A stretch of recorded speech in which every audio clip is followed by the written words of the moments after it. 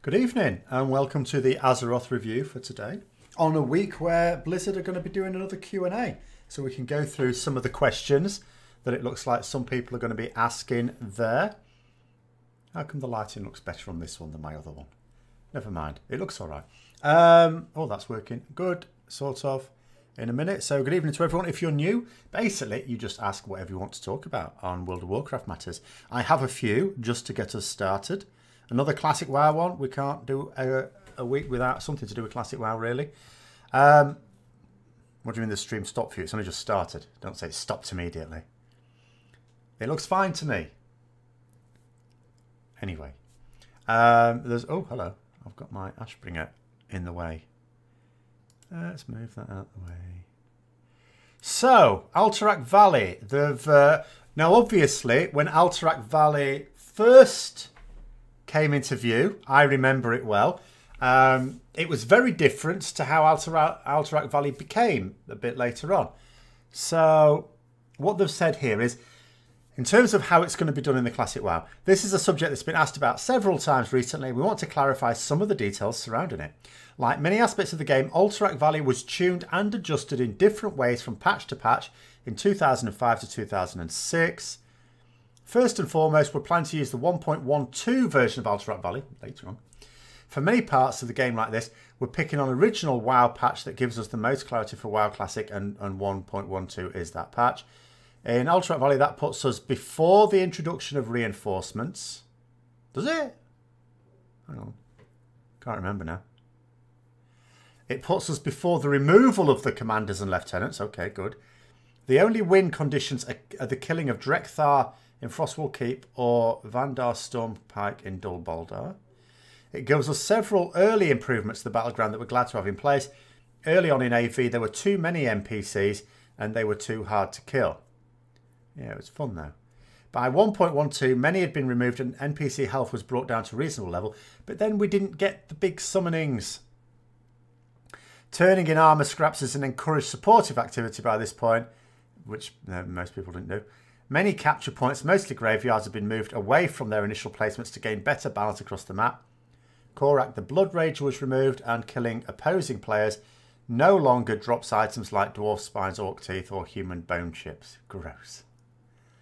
You're on a private server in 8.0.1. Any tips how to level up fast and get to gear fast? Yeah, get the proper game. I don't know for tips for leveling and gearing up fast. Leveling from what? From level 1? In which case just quest and while you're questing, queue up for dungeons. And actually, yeah, and quest. What about the free weekend? I don't know. Last time I had a moan about this, everyone stopped being mealy-mouthed about it. At the end of the day, you know, is it even coinciding with anything? Is anything actually happening at the moment? Like, if it was going to coincide with an event this weekend, then it might be a good time to get people in. But I don't see the point of just offering up a free weekend so people can see how great it is when it's like not, when it's just going to be the same. If there was an event this weekend that they were putting on, that's what I would do. If they wanted to actually market it, put an event on. It doesn't take much, surely, to do. And then have people log in for that weekend, let them log in for free then and see what it's like and stuff like that. I don't know. But, so yeah, I don't really have any particular thoughts about the free weekend. It's they've done it again, haven't they? You were messing about with a few classes trying to narrow down what you want to play. You got to Ret and thought the last talent row completely ruins the spec for you. Does it? It's the most interesting one, isn't it? 110. How to get gear. How to get gear is do all the things. You know, ideally you would do group things. And that would mean mythic pluses. Oh no, 110. You just level up. Just level up. You gear up by doing quests. You just do quests to gear up while you're leveling. You don't mess about doing anything while you're leveling to gear other than quests. And then when you get to level cap, do whatever you can, like LFR and the pug-friendly stuff first, and then the less pug-friendly stuff, and then ideally guild stuff. Missing stuff. Hang on. A bit fast and furious to begin with. Any questions for this week's Q&A? So I'll have a think about my own question. We will, when it's settled down a bit. I've got up on a website some questions other people are asking them, which I will go through a few of. Game access will be granted the last expansion purchased or World of Warcraft. Oh, Legion. So it's not even BFA. That's the same as they did last time. So they're not even making it any better than last time. It must work. All I can think is, obviously, it allows them to attract a few new players because otherwise they wouldn't keep repeating it. I don't see the point in that. The Battle for Azeroth trial experience ends after 3 hours of gameplay played in Battle for Azeroth or after the quest we need each other. Yeah, that's exactly what they did last time, isn't it? Trial of Styles is on at present. Oh, well, that's all right at least. People can do that without having BFA, can't they? You think the free weekend is just to bring in people that have quit to entice them back. But the thing is, if they've quit, surely one of the most unappealing things you can do to them is say, oh, free weekend, come and play. And then 3 hours later say, right, that's enough. Or worse still, not even 3 hours later, it's like, here, do this scenario. To which they'll say, I've already done the scenario. Or if it is only targeting those who've never played BFA, then it'll be, oh, great. Yeah, I like that scenario. Right, let's try some BFA then. Oh, no, you can't play BFA. No, you have to buy that. So they're not really giving you a weekend of free play, are they? It's, you know, and when you mislead like that, I just think it's worse.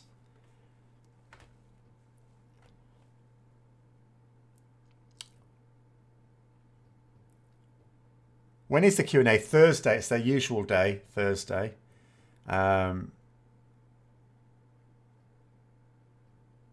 TOS isn't till Wednesday. Oh, Trial of Style, sorry. Well, it's for this weekend, though, isn't it? So that's all right. So Trial of Style will be on then, won't it?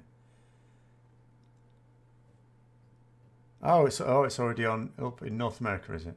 Oh, well, that's because, yeah, Tuesday, isn't it? North America, they get their reset on Tuesday. We get it in on Wednesday in EU. That is why that is.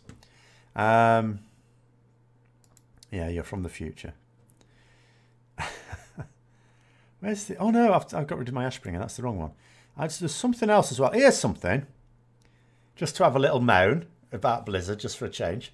Look at this. I just saw this advertised. Little firework toys you can get on the online store. Fine. Cosmetic stuff on the online store, I am a supporter of, no problem. What I don't understand about Blizzard, though, with the online store, World of Warcraft, is they have a really piss-poor selection of stuff that they almost never update. So when you look at like the much more comprehensive set of stuff you can get in other games on their online store, and then you look at this, but then this is more expensive. They actually have the nerve to charge more. $10 it is for one of them, not all three of them even. For each one, $10. You know. And I don't know why they don't do it more often. I know for this, there's supposed... I don't know. It's going to support esport prize money or something for a while anyway. You know, but... I don't understand why, one, they don't do more cosmetic stuff for the online store, and two, why do they charge more than other games that actually have an online store? Well, they look all right. I don't know. The Stormwind one looks all right. That's okay. I'm not so sure about the hammers and axes one. The hammer and axe, it just looks... I don't know about that. But whether they look all right or not, it's still, you know, it's... You know, they don't bring anything out on the online store, anything cosmetic on the online store for ages, for months. And then when they do, it's this. It's like one of the easiest things to do. And there's only a few of them, and it's $10 for one. As I read it, it's $10 for one. I have no issue supporting esports. I don't care what they do with the money. The money could be beer money for the community managers for all I care. That's not the issue. The issue is, I don't understand why they don't do more of it. If they want to raise more money, instead of bad ways of trying to get more people to subscribe, just fleece the people who already do by offering more cosmetic stuff. And only cosmetic stuff, of course. And no loot boxes. No gambling. Nothing that's going to encourage you to gamble. You pay a set amount that you know in advance for a set thing that you also know exactly what you're getting. The Fireworks is one purchase. I must have been misreading it then. Oh, that's not as bad then. I've got that. That's one less thing. I can strike that off my book of grudges then, can I? If it's one purchase, that's not so bad then. I only took 9 years, but this weekend you finally got to 50 mounts. I thought I was bad with mounts. I have no interest in collecting things in WoW at all. Even I've got more than that. You could buy more than that, couldn't you? You could just go around all the mount vendors, couldn't you, and get those? Oh, it's nice to know there's someone with fewer mounts than me, because every time I was in a guild and something, people would talk about how many mounts they have. I didn't even say. It's like, oh dear. People are talking about 300, 400, I think, and I was thinking, what? What? Where did you get all these from? You also have to put it on a corpse of the other faction. Hang on, what? You have to put it on a corpse of the other faction. What? Right, hold on, I'm missing something here. Let's just log in again, and then have people wondering why I'm logging in. Because I never log in these days. Oh, we'll get rid of that one. Got a couple of actual comments from videos. The Fireworks, right. Is that a design choice, or are you telling me that actually has to be done? The only mount you need is the Paladin Dwarf mount. See, I quite like that. I enjoyed using that in BFA. What I didn't like was the horn when you summon it. But the actual mount itself is very nice. Used it on my... well, the Dark Iron one, even better. Even better.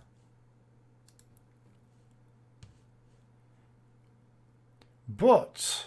So go on, I'll tell you what, where's my... I'm going to try and find my list where I had... Right, we'll go through some comments in a minute. That's what I'm just going to have a look at myself. And then we'll go through some questions that people are hoping to put towards Blizzard on Thursday. Fancy a version of the PvP flags. See, I wouldn't know about PvP flags, of course. Let's have a look now. Online store. I don't even know where the button is. That's how bad this is. Oh, Swine of Good Fortune still on. All right, okay. Yeah, fair enough it is. And then you've got your Transmorpher Beacon. Oh, what's the Transmorpher Beacon? Change your appearance into one of a variety of powerful creatures. Oh, that's nice. Oh, I like the sound of that. The Transmorpher Beacon. I'll tell you something else, though. I said $10. It's worse than that here. It's £9. $10 would be about £7.50 at the moment. This is more expensive in the UK. Bloody hell. Well, I'm not impressed by that. Never mind. Did I ever get the big chicken mount? No, you can't really get it anymore. I suppose someone might sell it on eBay for a ridiculous amount of money. Basically, it was the Magic Rooster came in the trading card game, so which I didn't really get. They pay tax in America as well. They just don't put it on their prices. It turns you into a raid boss for 20 minutes. Ah, interesting. Might get that. Might get that.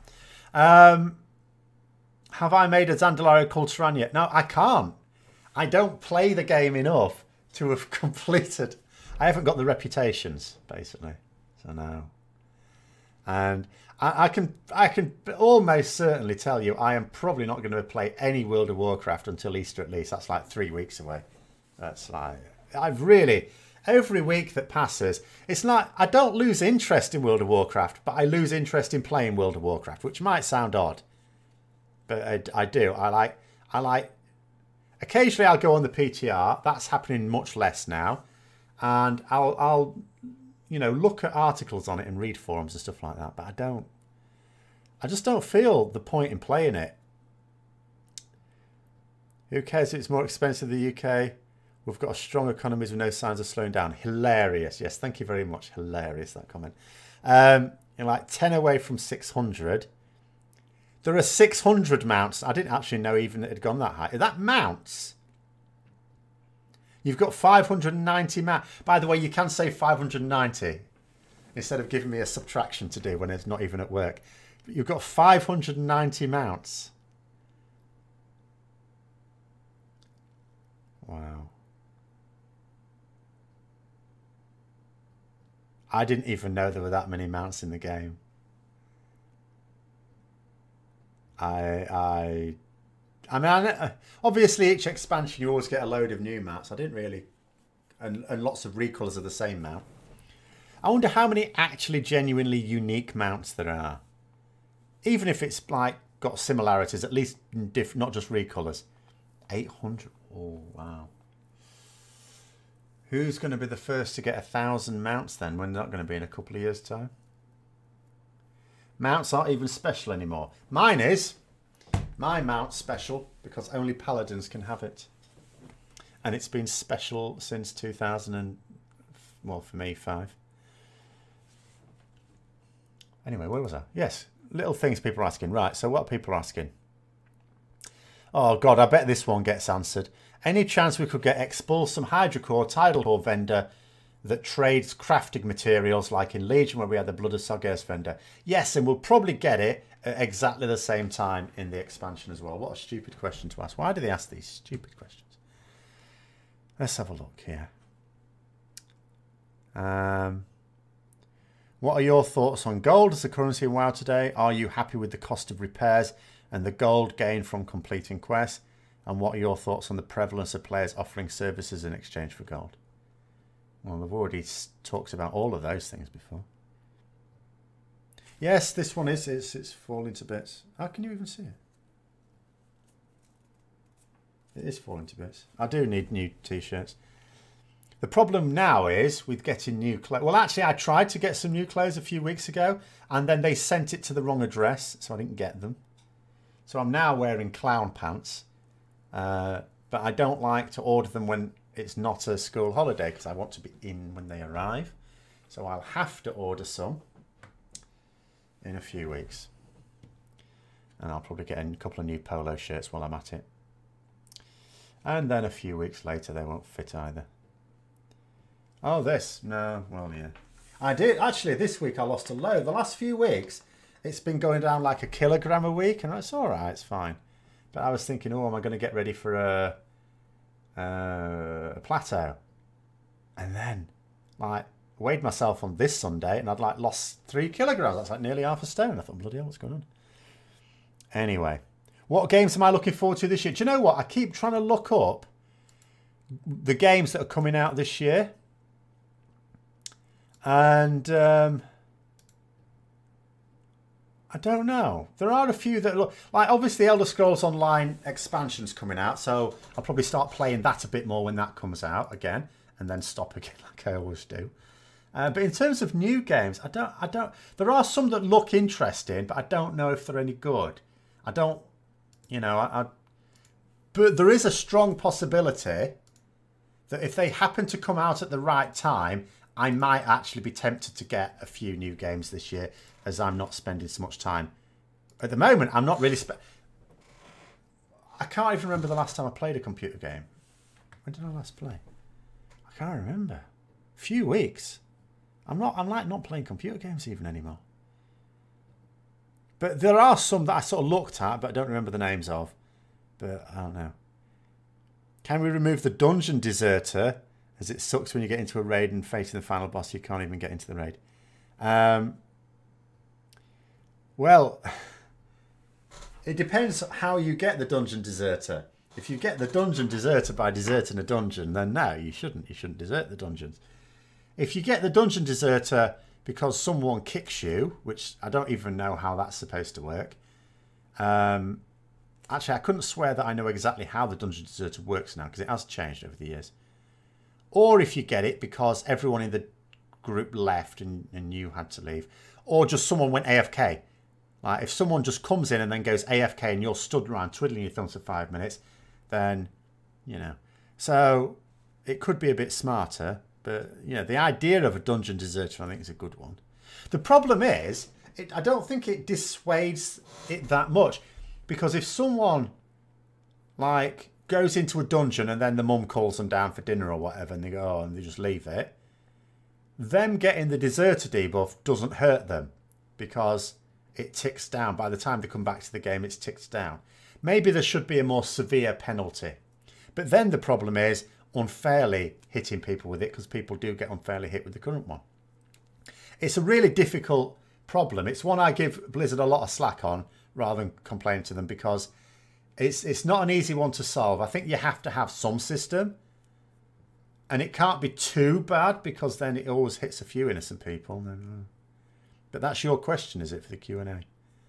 I mean, I'm sure they'll be quite happily talk about it for a few minutes and because I imagine, you know, very genuinely, I think it is something they probably talk about on a regular basis. I was never in a guild group and got kicked. Or you mean? Oh, you mean someone else's guild? In pugs, yes.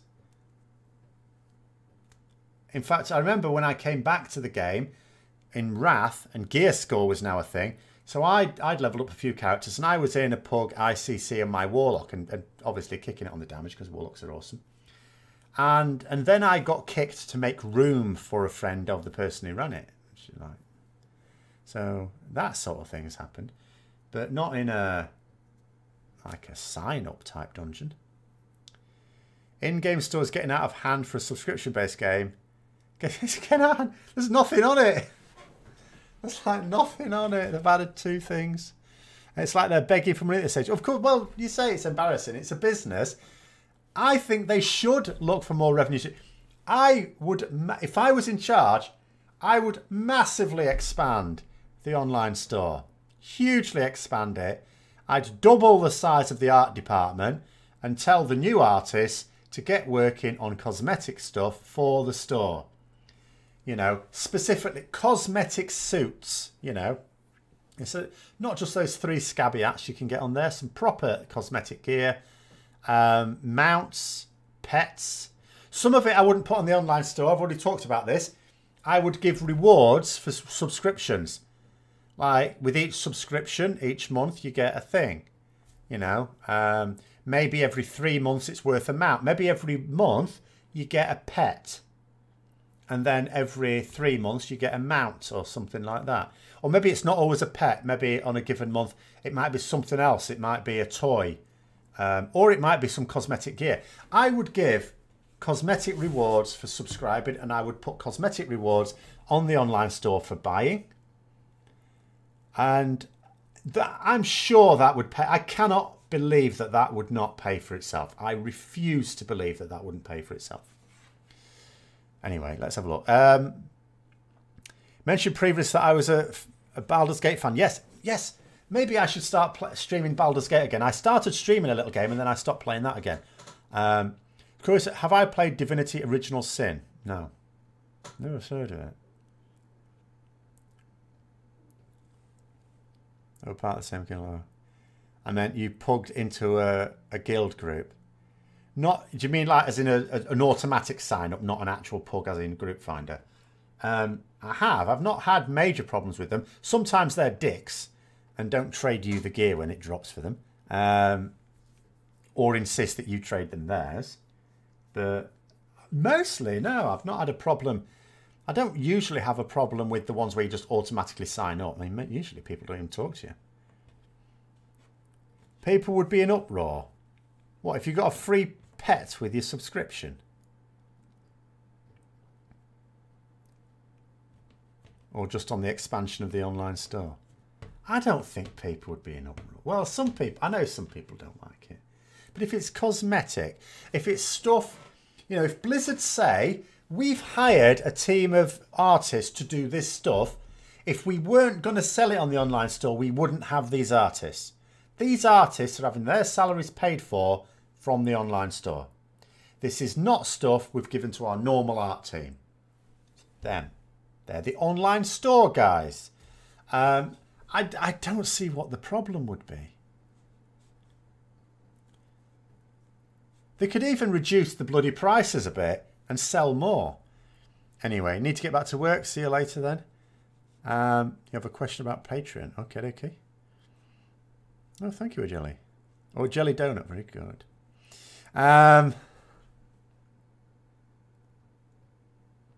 They could do tier sets reimagined in high slices of print money. No, but high res. Okay, so, well, they could. No, but I would go for something totally unique. I mean, they could. I suppose they could revisit older sets and make high res versions of them. Yeah, I mean that would work as well. ESO gives crowns once a month. Yes, it do. Well, all games with an online store that have like a subscription mode do that because that's quite good. Be interested to see if they ever offer anything for subs in May. Is that when the 6 month? Yeah, but the 6 month pirate promo was crap. Like I have been, okay, I'm glad you said that in May. So in May, I will have subbed for the past 6 months on 2 accounts. I won't have the pirate thing because I didn't buy their special sub because I already had a sub. And I almost thought about doing it just to get it. And then I thought, at the time, because I quite liked the mount. I have to say, I quite liked it. I know it was based on another, but it didn't matter. It was nice. But then I thought, no, because I'm not even properly playing the game anymore. Evening email. You'd be down for that if they would remove services costs.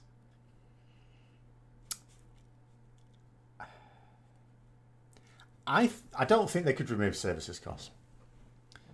I think some of them actually are okay. I don't think they should. Some of them I think are too high. I'm not going to say all of them. The character boost I think is too high. I'm not saying it should be cheap, but there's no need for it. They could slash the price of that, and that'd be fine. I think transferring realms is okay. It's on the edge of okay. I mean, I don't think you should have to transfer realms full stop.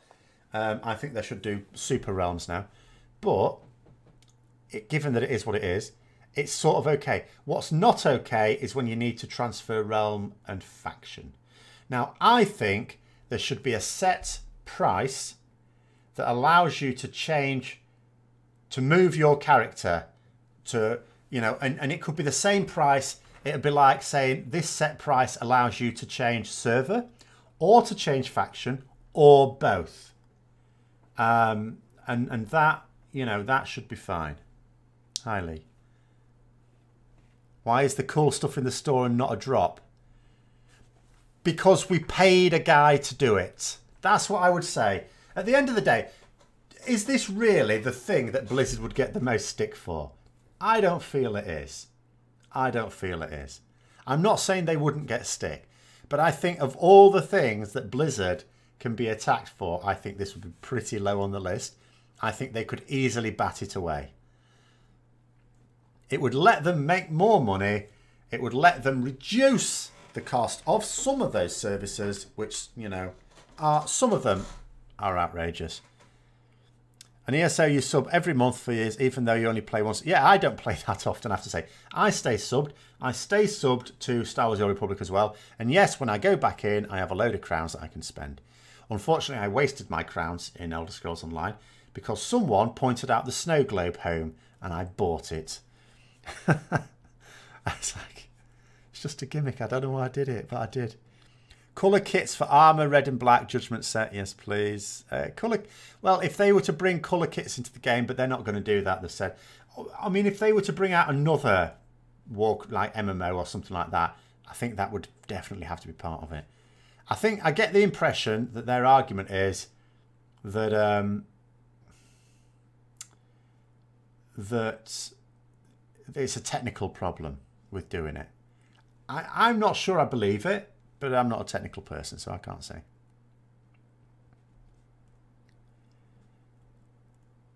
The rest of the MMOs, you only sub 1 month at a time. Well, if there's no great rewards, then you would.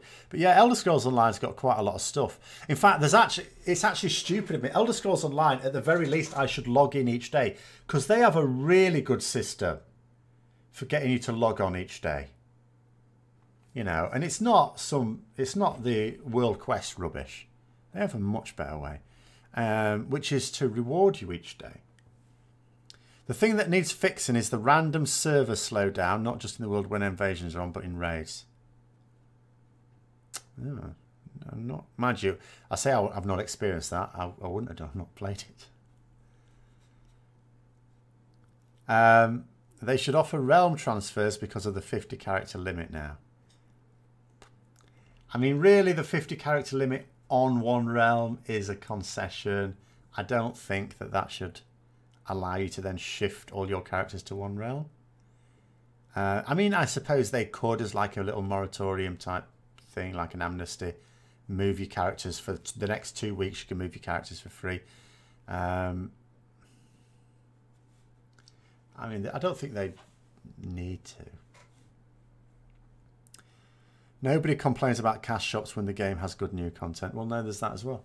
I'm not suggesting that you have these maps on the online store or with your subscriptions and stuff, and you don't have like the super good ones. There's a case for that to come out with the most difficult content, and they can carry on doing their recolors and putting them wherever. But yeah, I think they're mad. I think they're absolutely mad.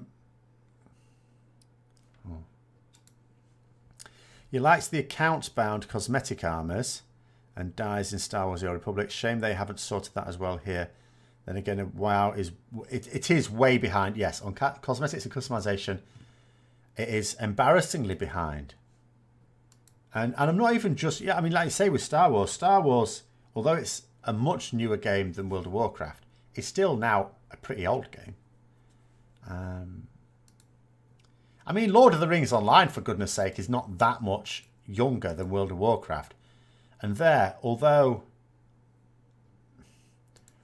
the graphics leave a lot to be desired, the actual systems are way better for customization. In fact, it's probably the best system for customization. The transfer thing feels really awful because they're doing nothing to balance out the server faction and server population imbalance. Or severe, sorry, even. Yeah, well, it's probably not fair to say nothing, because they did do the extra rewards if you're Alliance and put war mode on, didn't they? I don't think it's an easy problem to... I don't think it... Actually, I'm going to go further. I'm not even sure it's a possible problem to solve, I have to say. I think it's impossible now to solve it. I don't see any way they can solve it. They can try and put inducements in, but the inducements fundamentally misunderstand why the faction imbalance happened in the first place.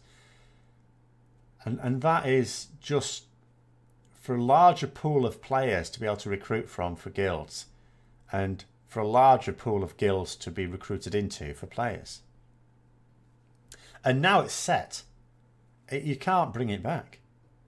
Other than allowing content to be done equally between Horde and Alliance, like, you know, no such thing as factions and PvE. But that wouldn't solve it for war mode.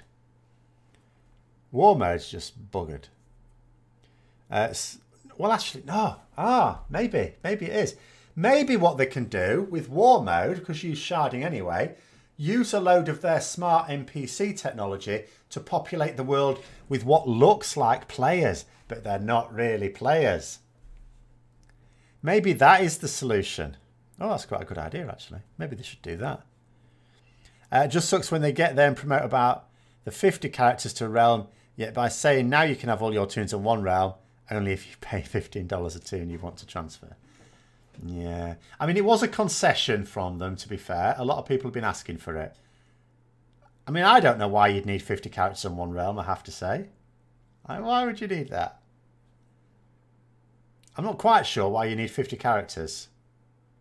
Although I've managed to fill mine up. But that's mostly with like level 1 characters that I used to use to whisper people on other realms when I was trying to recruit them. Rather than actual characters.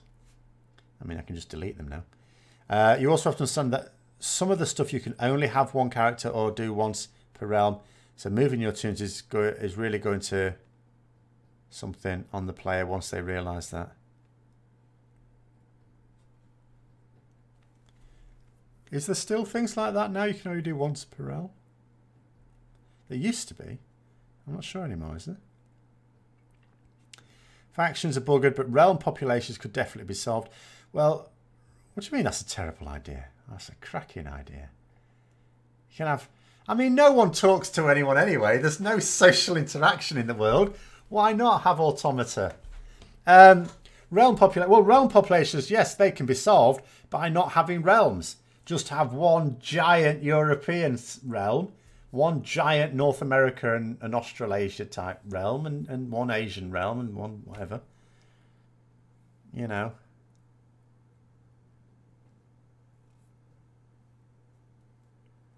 On the Oceanic, the best realm for Horde and Alliance is Frostmourne. Horde and Alliance. So you have all your Horde on there. Be good if you had your Alliance on there as well. Oh, I suppose it's interesting to have a realm where it's good for both Horde and Alliance. Do we have any in Europe like that? I don't think we do we? I should level a gnome. Really? I don't particularly fancy leveling anything. Which is why I've only got one character at level 120. I have attempted to level gnomes in the past, you know, out of scientific curiosity. And I think the highest one I ever got was level 17. And I couldn't believe it. I couldn't understand how people could do it. Even just walking along a road is painful. You're sure the only reason realms still exist is because of the money they make from server transfers? So do I. Technologically, there is no reason for it at all. It's an absolute nonsense. And I don't believe, although I can't say, I cannot believe that they make more money from realm transfers than they're losing from people quitting the game when their guild collapses or for whatever other reason it's no good for them and they're stuck on a dead realm. I cannot believe that. I refuse to believe it without being shown evidence. You can still only have one Death Knight per realm. No, they removed that. I'm sure they removed. Did they really? I thought they'd removed that restriction. You can still only have one Death Knight per realm. I thought they'd got rid of that. That's weird. Where did I think that from? You have only 120, although it's becoming boring to play and you've unsubbed. Yeah. Well, that's same with me. As a casual, see, I thought the game had become much more casual. Well, I suppose it is. No, it is more casual friendly, but I wouldn't. It's not more casual exciting. Which is, I thought it was, but it's not. You wonder if it's worth coming back now or just wait for another expansion. I think right. If you were. Unless you've got a real hatred of BFA, what I would say is I don't see anything wrong with coming back each major content patch, you know, like 8.1, 8.2, 8.3, and subbing for a month and doing all that. I think 1 month subscription is worth it for that content. You know, you'll have already paid for the expansion and, you know, paying for like 4 months effectively. So you pay for the expansion, you play the first month. That if you're really casual, that'll do you. 8.1 comes out. There's probably enough new stuff then for it to be worth another expansion. In fact, I'm quite sure there is. 8.2, 8.3. That's what I would do if you're not wanting to stay subbed, but you do want to sort of play enough of, you know, it's worth it. I would do that. And you don't have to do it as soon as that patch comes out. You know, wait for a time when you sort of got a bit of an itch to do it and then do that. Yeah. I think it's worth it for that. Only one demon hunt. Well, if there was only one Death Knight per realm, yeah, I imagine there would still be only one demon hunt per realm. But I just had it in my head that they'd removed that. I don't know where I got that from then. At the moment, the Wrath Time Walking is given half a level per dungeon if you're 110 or higher. So leveling quite quick at that point. Oh. Really?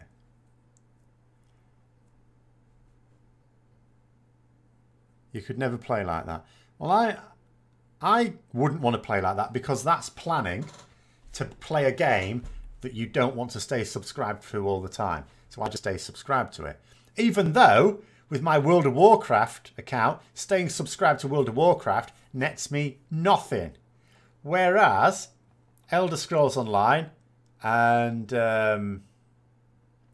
Star Wars The Old Republic at least, I get my currency. I mean, it's not worth it, as I say, but it's there when I want to log in every now and then as well. So having all 50 toons on one realm is really silly. Well, okay, yeah, but I mean, I would say having 50 toons is really silly anyway. I don't understand the point. Unless you love leveling in the game, you love the leveling part of the game, and you hate everything else. In which case, that's the only thing I can see someone with 50 toons appreciating it.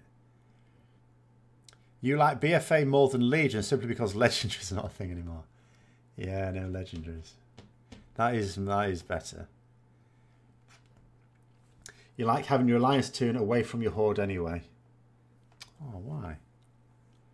There are ways around the 1 DK Demon Hunter per realm limit. Oh. Sneaky. Is it a cunning way?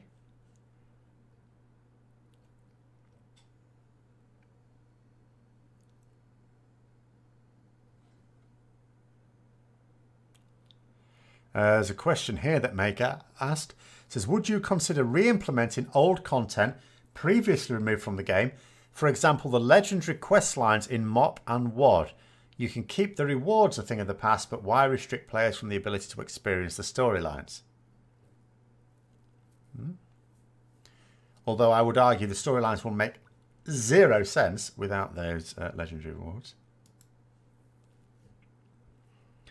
You've got 32, 7 at 120, 10 at 80, 90, rest are level 1 to 20. Are we counting them if they're level 1? I mean, Blizzard count them, I suppose. Demon Hunters can be realm transferred to have more than one per realm. Oh. So you can't create a second one, but you can transfer it. That sounds a bit weird. Is that an oversight or just a bit of extra sneaky money spinning? You know? Blizzard, can I make a second Demon Hunter? I really like Demon Hunters. No. Make it on another realm. Oh, but then you can transfer it. You can pay some money and transfer it across. That sounds like a cunning money marketing scheme.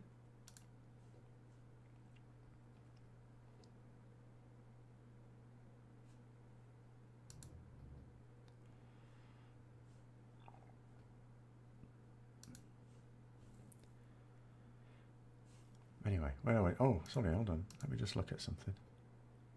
There. No, but no, it's also possible to make a Demon Hunter, delete it, make another one, restore the first one, although it's potentially bannable. Hard to say. Well, it would certainly sound like an exploit, but then again, if they allow you to transfer them, I don't see what that would be about. I don't think you should be able to restore characters anyway. Because if I manage to hack into someone's account and delete their names, they shouldn't be able to bring them back. This one's lots of PvP questions. What the hell? Oh, this one's interesting. Do you take lore questions? If so, what was the specific event that caused the Void Elves to be exiled? Clearly they did something worse than the average Blood Elf Shadow Priest. Or something better. They did join the Alliance after all. Which patch AV? 1.12 they're saying.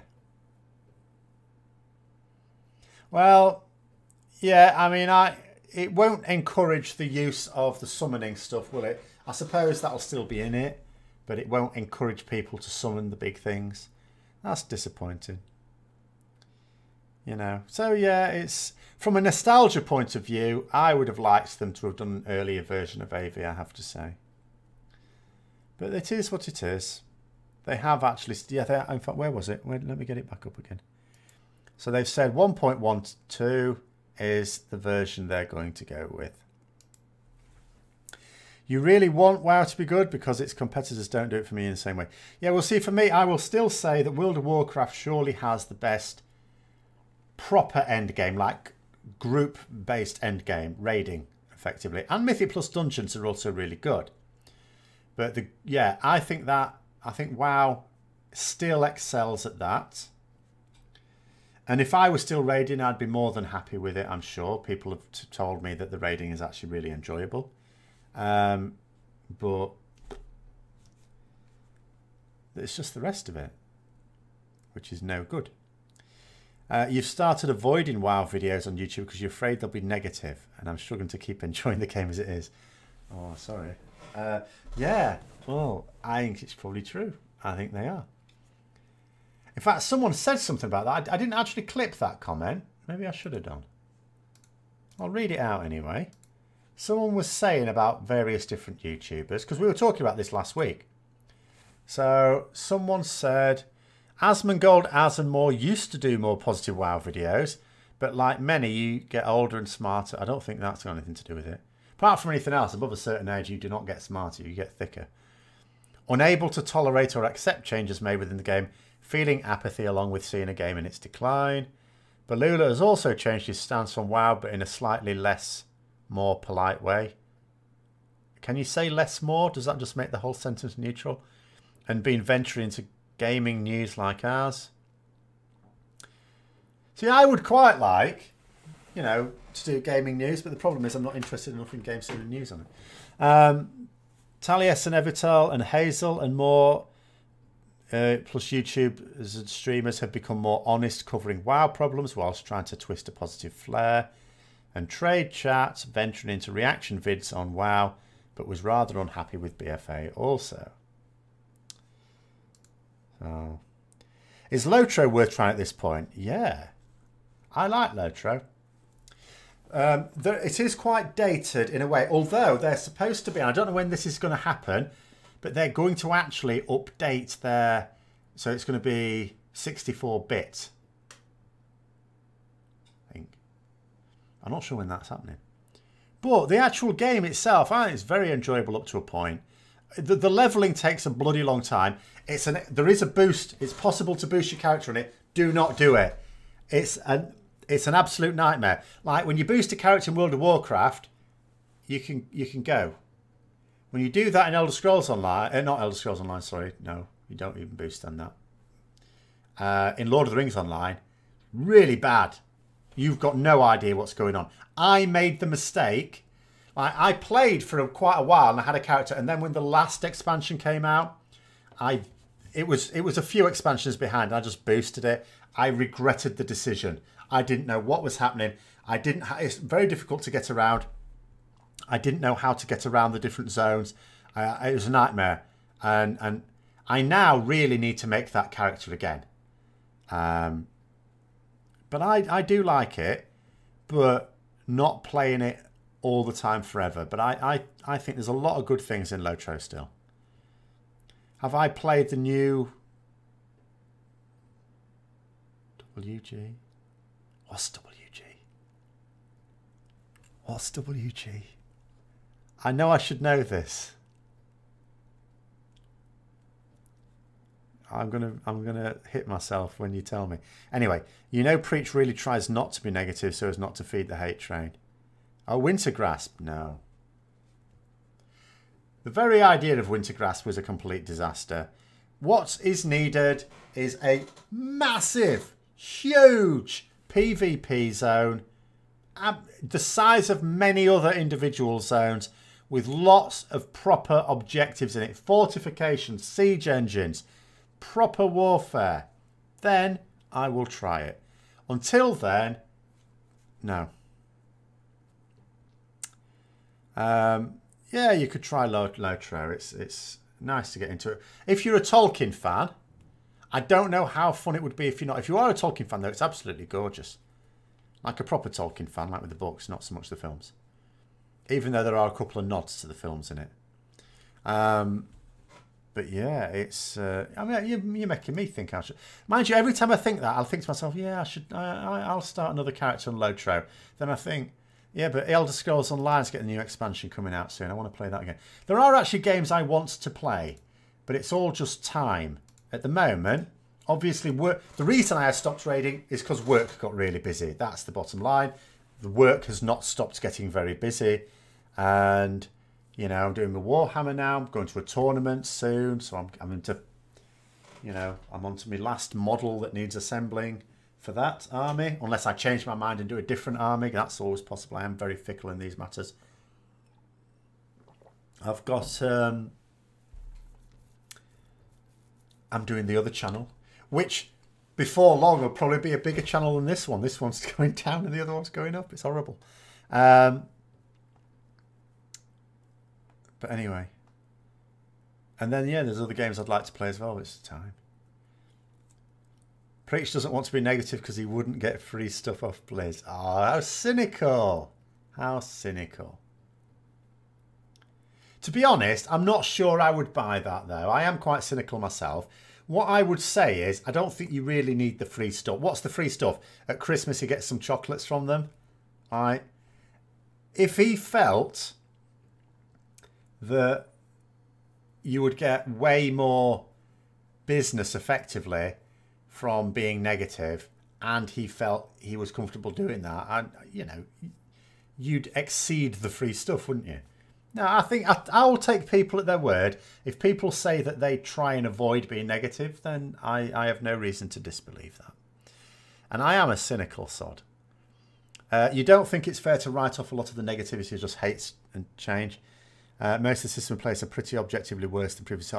Well, when things don't work, it's objectively worse, yes. A lot of things I think are more subjective, but yes, it isn't just about change or not liking change, although some people do that. No point in being negative. Well, you just... See, everyone will always regard themselves as just being honest, won't they? Like, I don't want to artificially make something sound better than it is. But I don't want to artificially make it not. And I'm always conscious of the fact that, like, when I criticised Blizzard as someone who played the game, although I still contribute to their coffers, then, well, at least I was playing the game, whereas now I'm not.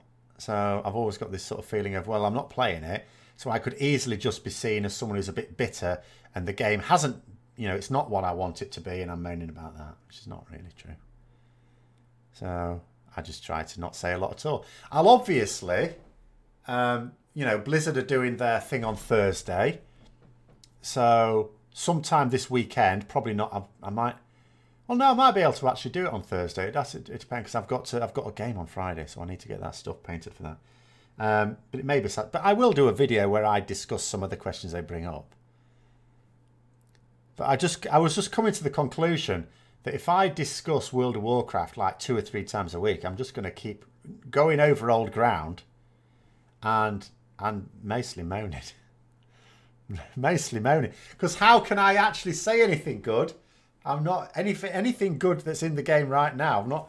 It doesn't even sound good enough for me to want to go, oh yeah, let's do that. Because obviously some new content's just come out now.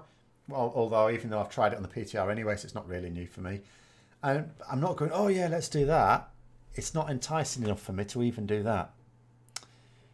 Hi, KK and the Zocker. Oh, what's this about the 300 quid statue of Sylvanas? I have seen that. I know what you're talking about, but what is more like the 300 quid one? Guild Wars 2 World versus World is quite good. See, Elder Scrolls Online, I really enjoy doing that. I don't even mind getting killed all the time, because obviously I do. I'm not in a group. It's fun. It's fun. Warhammer Online, I used to love. I was in a guild, and I was playing a PvP game regularly in a guild, doing proper events, and I loved it. And I'm glad of that, because until Warhammer Online, I just thought I don't like PvP in MMOs. I just thought there was something wrong with the MMO genre for it.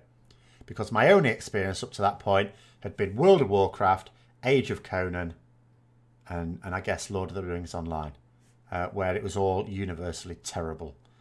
And because I did play PvP games before that, things like Doom and you know, some Star Wars games and stuff before MMOs, and obviously RTS games, and I just thought there's obviously something wrong with MMOs. It's just crap. But no, it's not. It was just Blizzard that were crap, as well as other companies, in my view. You've been ignoring posts over the new quests because you haven't done them yet and you don't want to spoil them for me. Well, I don't need to spoil them for you. I mean, I have done them on the PTR. I haven't even done the Sylvanas Zappy Boy quest on live. I mean, I should really do that. I did it on the PTR a few times. Got bored of it. Oh, sorry, missed that. Blizzard really needs something to provide something about the new 8.2 gear system, otherwise players may riot. Well, they'll have to riot in the gnome caves, won't they? Oh, Preach got the statue from Blizzard for free. Oh, I see. Yeah, but would you really want it? Like, I mean, it's just a hassle, isn't it? You've got to find somewhere to put it and then come up with an excuse not to dust it. Not that good. I'd prefer the chocolate. Well, actually, no, I don't prefer the chocolates anymore. Shit, I can't even have chocolates. They probably couldn't even give me anything for free. Not that the option's really there. You two think that BFA is worse than Legion. You just hope this doesn't lead to Blizzard giving up on the game due to too many people leaving. There'd have to be an awful lot more people leave. You got to bear in mind, even though there is believed to have been a mass exodus of players in BFA, it has still got way more subscribers than other MMOs that can still push expansions. It still makes a crap load of money for them. They'll look at it. I mean, I would lay a lot of the problems now, not all, but down at the feet of the fact that you've got bean counters deciding things. And ultimately, they're not going to give up on a game that's making a load of money. They don't care how many people play it. They only care how much it's making, and it's making a crap ton of money.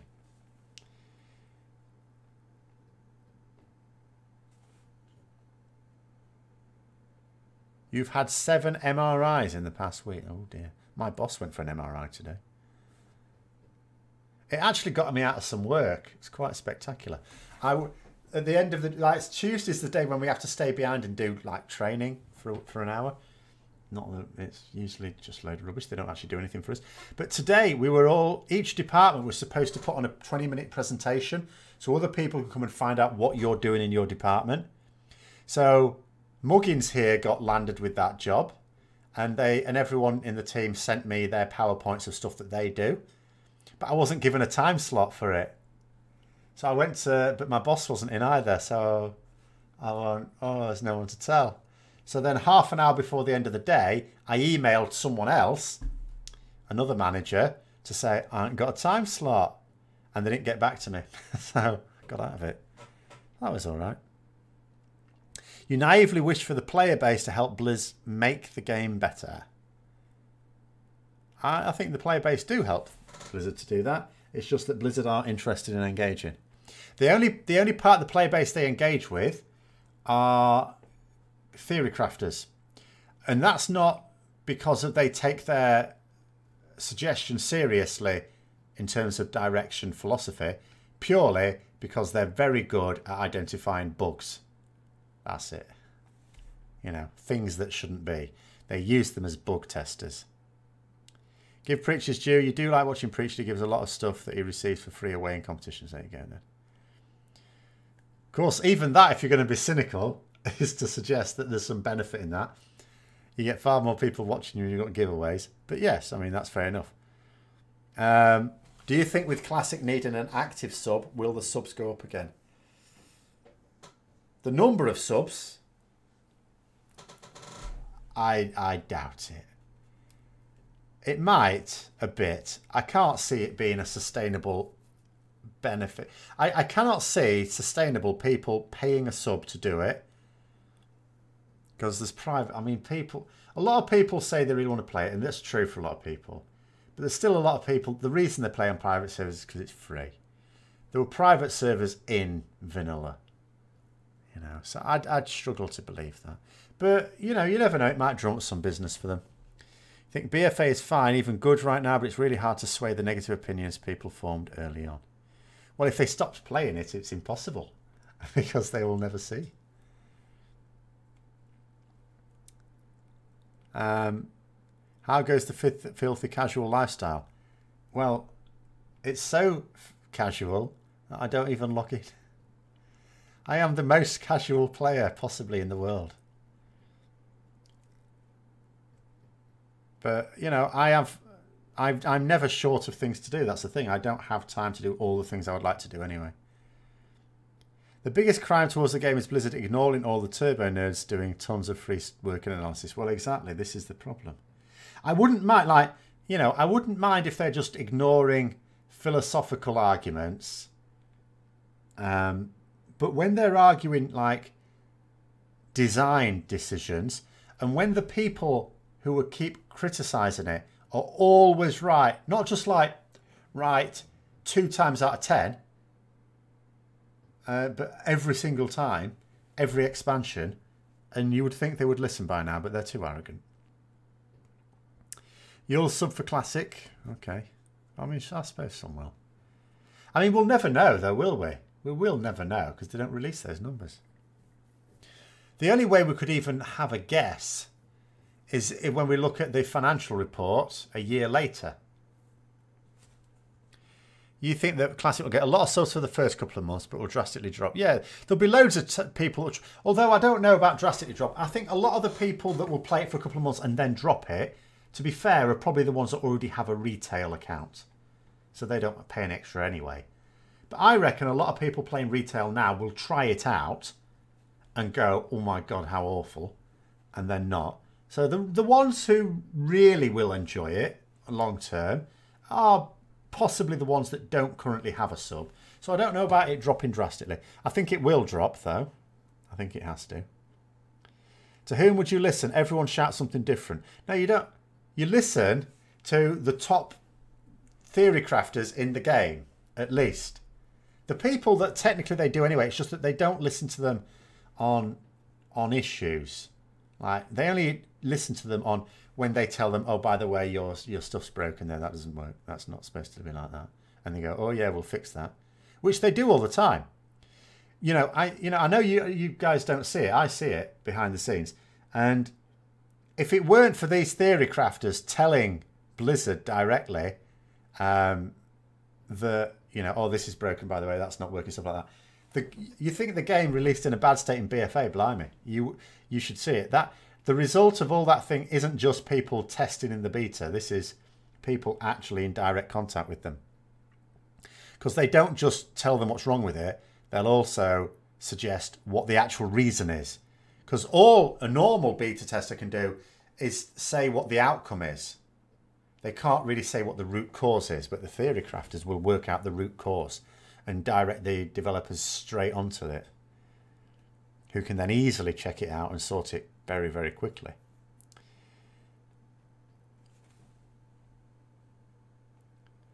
I'm not suggesting they do any sort of populist looking at forums, although it'd be nice if they at least engage with their own forums. No, there's plenty of people. They know who are the experts on the game, and they know where to find them, and those people will give their time to them, and indeed do. They should listen to them. Classic gives reassurance that your efforts won't be wasted. Private servers shut down all the time. There is that, yes. But if they decide that they don't like some feature of Classic, because that's the thing, because a private server is fleeting relatively, they don't have to think about the long-term, stability of the community. Well, Blizzard will. So they've had to make certain decisions. And some people may not like them. They might not appreciate it. And I plan to do a Q&A review on the video that was, what they say on Thursday. It may not be on Thursday, and it certainly can't be on Friday because I'm going to play a game of Warhammer. But on Saturday, yes. Seeing as I won't be able to get down to London this Saturday, so never mind. About what will happen now that a lot of AAA games are getting shot down for being sloppy or greedy. emergence of a stronger indie AA scene. No, I really don't think so. The problem with the AAA game problem is people paying for advanced orders.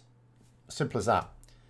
It's the player base that is incentivizing them to do it. You've got to think about it from these game producers' point of view. They spend $100 million, $200 million, whatever, on developing a game. That game takes, let's say, 5 years to develop. For 5 years, they're $200 million in the hole. They want to recoup those costs as soon as possible. They can't recoup those costs until they start selling the advanced orders. They can't still start selling the advanced orders until they've got a maximum date for release. So the huge pressure to get this game out ASAP, even before it's ready, is massive. And what they're finding is, because people pay for pre-orders, they're releasing the game in an unfinished state and then saying, yeah, sorry, we'll fix it later. And, you know, a lot of the time they do, to be fair. But then people feel they're paying for a beta. Well, yeah. But if people didn't buy advance orders, if they said, no, I'll tell you what, I'll buy this game when it's out and finished, when I can actually play it, that's when I'll buy it. The problem would go away instantly. Take a shot every time Thete says the problem is. All right, I'll change it to the solution is. The solution is not to buy games that aren't ready. And I do the same, but I also understand the pressures that cause them to do what they're doing. Although I might grumble about it, I also know that it's my fault. I am part of the problem because I buy these things on advance order as well. Because I want the shiny things that are promised if you buy the advanced order. Because they're shiny. I mean, World of Warcraft played a blinder in the last one, didn't they? Because they actually gave you some content you could play straight away. That is the best way to do it. You can't do that with a brand new game, of course. Other than letting people into the beta. That's the only way you can do it. And then what you're doing, you're paying to test their game for them. The whole system's just wrong. But it's the player base that feeds this wrong system. Every time. So that's why I don't think it'll lead to a stronger indie scene. Because, you know, the player base could solve this problem overnight. They just have to stop buying them. And then it'll stop. You know, they'll bring them out when they're ready, like people used to do. But then again, games didn't used to cost as much as they do now. So, swings and roundabouts.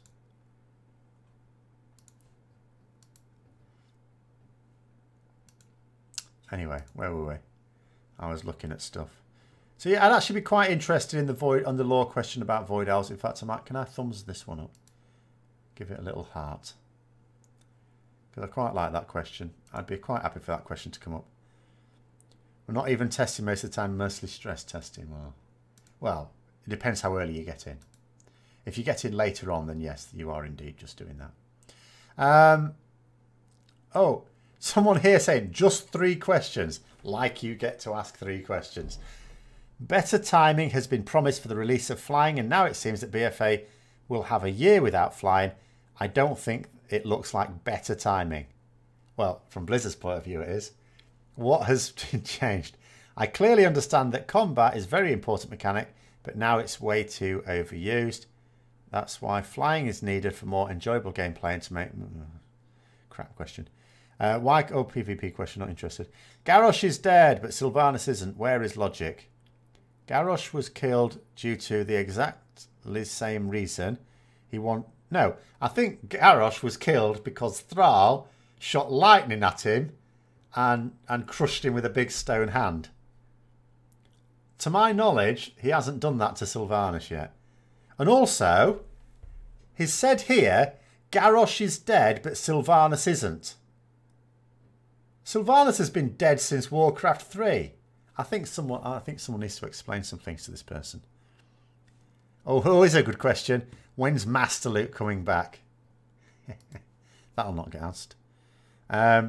Anyway, game costs have gone down dramatically when adjusted for inflation. Oh, I don't know. I'm not so sure. I'm talking about, yeah, I'm talking about the cost to make a game, not the price of the game. And also the price of a game, if we are talking about that, you know, what about all the games that charge you full price for the game, and then there's DLCs that you have to pay for as well, and then there's cosmetic skins and stuff like that. Well, actually, cosmetic skins I don't have such an issue with, but stuff that has more tangible value. Next expansion when Master Loot will come back. Well, unless, well, I mean, they don't usually mind climbing down at the end of an expansion. I just wish they would do it earlier on, but I'm not sure. I'm not sure they're, well, they're certainly, I don't think they're going to answer that question this Thursday. Although, to be fair, sometimes they do put some awkward questions up, but they then just choose not to answer them. In regards to customization for existing races, is there a chance we'll see more of this in the near future, such as wild hammer tattoos and or separate eye colour facial feature adjustments? See, that's the sort of thing they could at least do, isn't it? It's never coming. I would say never say never. I don't think we can say ever coming, because sometimes Blizzard do have a major shift in philosophy, and then they change their mind.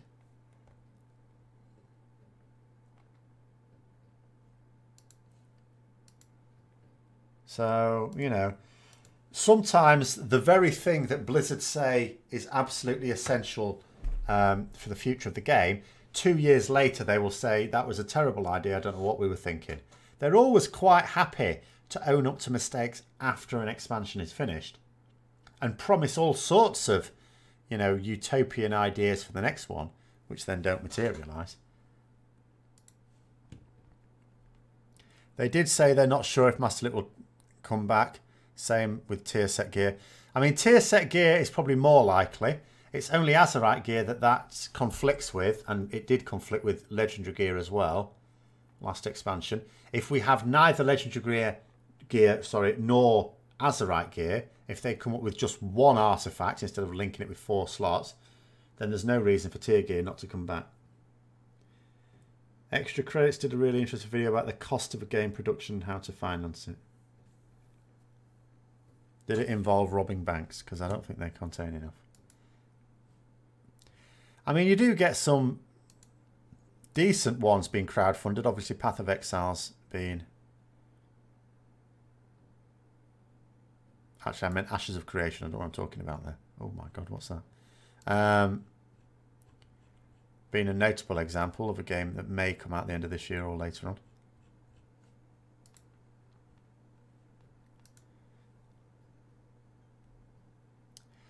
Again, here's a question that's not going to get asked.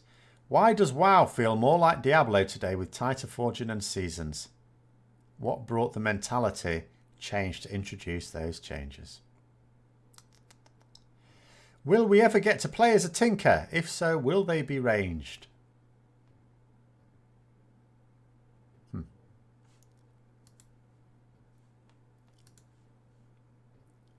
When will WoW be an RPG again? I don't know why people bother asking questions in this way. They know it's not going to get answered.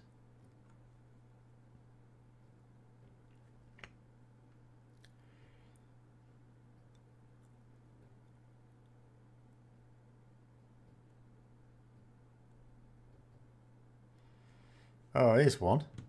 They might, I suppose. Good. No, it's a bit too long-winded, though. It says, don't you think that BFA is kind of at odds with itself? Expansion was advertised as Faction War expansion. Although I keep arguing if anyone believed that, then there's something wrong with them. Fight for your faction, faction pride, yada yada. You add faction war content like Warfronts, BFD raid, and then story tries to encourage you not to fight against Alliance and focuses on characters like Saurfang and Bane who say war is bad, don't go to war. To be fair, I don't think Saurfang said that. I think it's just Sylvanas' type of war is bad. I don't think he had a problem with fighting against the Alliance. It's kind of the only winning move is not to play situation because gameplay contradicts story we get. But yeah, again, I think these people need to check up on their lore. I don't think Saurfang is anti-war. He's just anti-plague and other such dirty dealing. Can we get the old profession team back? Oh, that's a great question to bring up. That's a cracking question. Could you please sack one of your teams and bring the old guys back because your current team is shocking? Yes. How do you feel about using community polls for minor decisions? I know exactly how they feel about any sort of interaction with the community. Oh, hold on. This is an amazing question. Why have I never seen this question before? This is the question I'm liking this post as well. This is brilliant. This guy. He says, why is there no duck at all in the game? He's right, isn't he? There isn't any. Isn't there? There isn't any duck in the game. I can't think of any. It is as fun reading the questions that will never get asked. Yeah, well, I mean, sometimes, but I just don't understand people's mentality. They're just venting, aren't they? Because if you ask sometimes a question could get asked and they'd answer it if you at least phrased it in a better way. And at the same time, I'm not suggesting that questions should ever be phrased in an ambiguous way, because that just gives them license to completely ignore what is clearly the main thrust of it. But, you know, there is no point in asking a question in a way that's basically rude. There's a rubber duck. That's not, no, I think he means an actual duck. I don't think he means that it's shaped like a duck. I can't think of anywhere. Like Mr. Pandaria, you would think if anywhere was going to have a duck, that would be where it is. I have to say, I can't remember seeing any.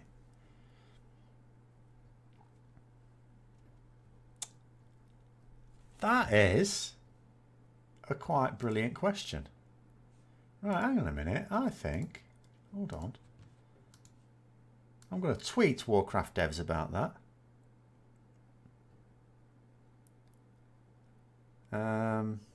What do I have to do? The hashtag Warcraft QA. That's it.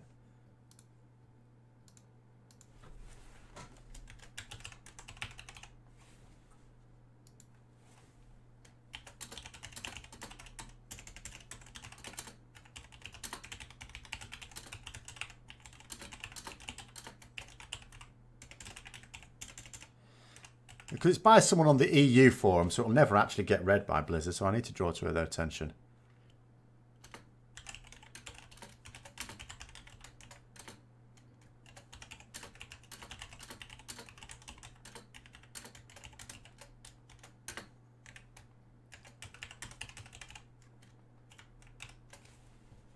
Warcraft QA. There we go. Watch this. First person's going to respond in about 5 minutes saying, I think you'll find there is. There are lambs. You can get the Elwyn lamb. All right. So we do have lambs, but I can't think of any. Someone's going to point one out to me now. I'm just going to look really stupid, aren't I? Someone's going to say, oh, I think you'll find in this little tiny corner of this map you've never been to. Tweet it at Muffinus. I've just tweeted it to Warcraft devs. I've put the right hashtag there. Hashtag Warcraft QA. So they'll see it. But absolutely, that one needs to be answered.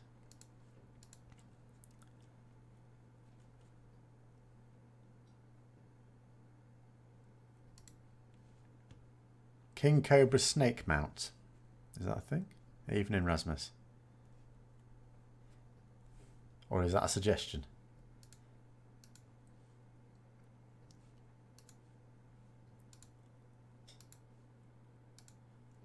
Right, okay, let's go down then. I like that question. I think that's an amazing question. Would it be possible to give us the option to use dyes to change the colour of our gear? They have already answered that recently. Or someone has actually just said. In fact, the duck guy, oh, he's all onto this. He's replied to this person saying they've already answered this and it's a no. Can you create an alpaca mount for us? The model is in the game. Would be rude not to. They should make it. They should make the alpaca mount and they should make it automatically spit at gnomes. So when you come across a gnome plate, it just spits at them. Have I race changed? I haven't even got the capacity to race change Zandalari, and I'm not race changing my paladin to Zandalari. I would think about a Zandalari character of some kind, but not Paladin. You're trying out Lotra at the moment. There were obstacles in the way. Servers not responding. Oh. Okay. All right. It's dated. The game is nice, but you're not going to find its modern slick game, I'm afraid. If I could give another old MMO the classic treatment, what would it be? Not including... Well, Lotra are doing their own. I don't know. I honestly don't know. Because if you think about the MMOs I've played, there's... so obviously WoW. Where I think there is actually a good reason to do that. Lord of the Rings Online, I don't think benefits from the classic treatment. But at the same time, it would be a very different game, so whatever. Age of Conan, I didn't really get into it. I wouldn't even... It might be exactly the same as it always was, and I wouldn't notice. Warhammer Online doesn't even exist anymore. They took it off. I mean, that could benefit from the classic treatment because they could bring it back out. What other games have I played? Star Wars The Old Republic, I think was crap when it first came out. I have to say. I didn't like it at all. Elder Scrolls Online is way better now than it was. It was crap when it first came out. So really, when I go through MMOs, I haven't played enough of them long enough, and the ones I have, I don't think any of them benefit. But I haven't played enough of them. They nerfed the only viable Warlock Mythic Plus spec demonology. Oh, sad times. I wouldn't worry about it, because every time Warlocks get nerfed, you know what happens? All the Warlocks go onto the forums and threaten with their imps, and then Blizzard change it back again. It happens every time. Next week it'll be changed back. Warlocks always get their way. Any class that has been infiltrated by gnomes, just, you know, Blizzard can't be doing with them. They just give them whatever they want. You remember texting your cousin who lives on an alpaca farm. What have I missed? Oh, they've already introduced an alpaca mount, have they? Have they? I don't know. I couldn't tell you. Well, I'm just saying that's what the question is. No one has corrected them and said, I think you'll find there's a... And you would think they would do. Oh, mind you, it is the EU forums. EU forums, no one on them. Can we get more word out on allied races? They'd only answer that if they were about to announce something. People are more than excited about Vulpera. How many times? How many times do I have to explain? Never mind, Blizzard can explain it now. Please, can we have an update regarding Guardian Druids? Yes, Guardian Druids are bears. There's your update. Why leather workers don't get a mount as it was stated before? Can we expect you to breathe life into the former lands of Eastern Kingdoms and Kalimdor? I wouldn't want them to try, quite frankly. The last time they tried to do that was a disaster. Oh my God. An absolute disaster. Boomkins are really strong in Mythic Plus and Raid right now.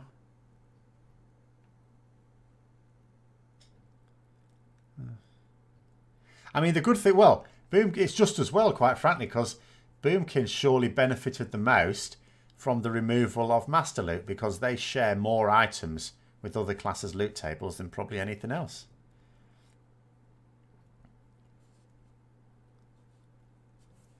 Resto Drew is the best Mythic Plus healer by far for 20 plus keys. Oh, how nice.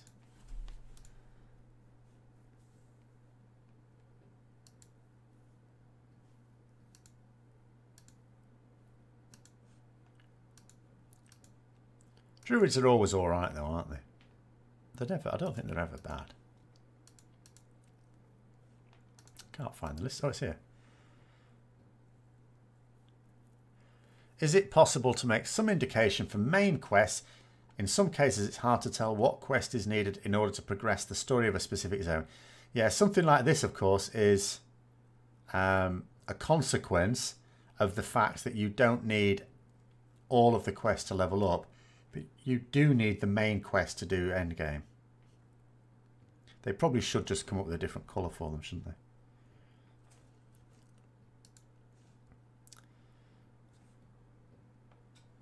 Because Boomkins were a lot more dot damage, just like Shadow Priest. Finally, they're on top. I see.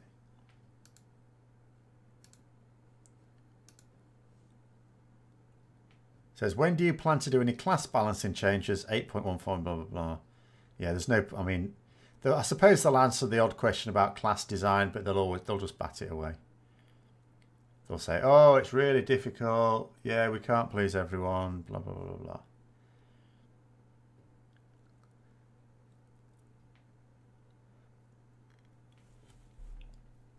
Can we just unlock a Mythic Plus key level for a week and have access to all the plus 13 keys dungeons during that week? That is called having your cake and eating it, isn't it? No, to be honest, I think the random nature of it, there are downsides to it, but I think on balance it is a better system. I think personally. Cooldown reliant classes tend to not be as strong in Mythic Plus. It depends on the cooldown, doesn't it? How long it is. If it's reliable. Do I see myself dipping into the Crucible of Storms even only once? I mean, at some point I'll probably do it on LFR.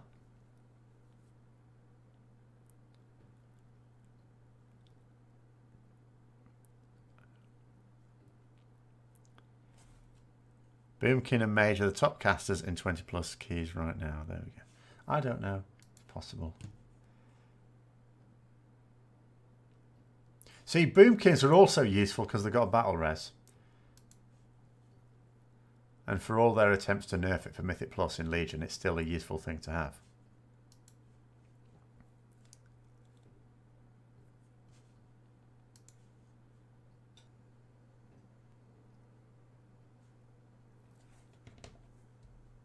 Again, a lot of people asking about class design. I don't think they're any use. Someone else asking about upcoming allied races again. An MVP saying, is there anything new to tell regarding additional realm connections in the EU? Someone there again talking about crappy low population realms. Have I stopped uploading to my surgery channel? Oh yeah, I forgot about that. Yeah, basically, I should put a video on there at least explaining. Yes, you're right, I have. Because basically, all I was going to be doing each week is saying, oh, I've lost another kilogram. Oh, I've lost another kilogram. Because there's nothing really new to report. Everything's healed.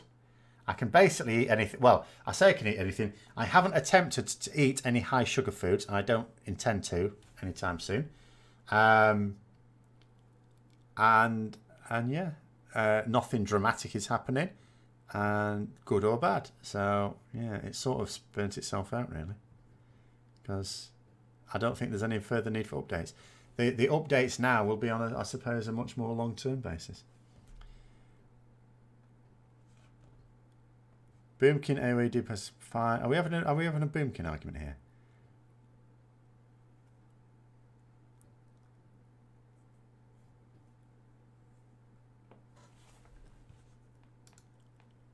I know nothing about Boomkins. This is most unfair. This is so unfair. Oh, no, it's fine. I have a lot of time for Druids. Druids are one of my favourite classes. They're one of the few classes that has resisted the influence of gnomes, after all. When can Night Elves expect black hair option? Many NPCs, even non-Night Elf warrior NPCs, have black hair. That's a oddly strange question to ask, isn't it? Also, can we expect the Night Elf storyline to progress? Will we ever have a new city for them? I think we just need to wait and see on that one. I mean, at the end of the day, they are progressing towards that direction. No, Druids are not off the top of it. It's fine. I'm just saying I happen to know nothing about Druids. Oh no, I tell a lie. I do know something about Druids. I was able to answer that other person's question, wasn't I? About updates. Will there be any updates on what Guardian Druids? Yes, they are bears. I know that. It says, when can we expect a sneak peek into 8.2? Stupid question.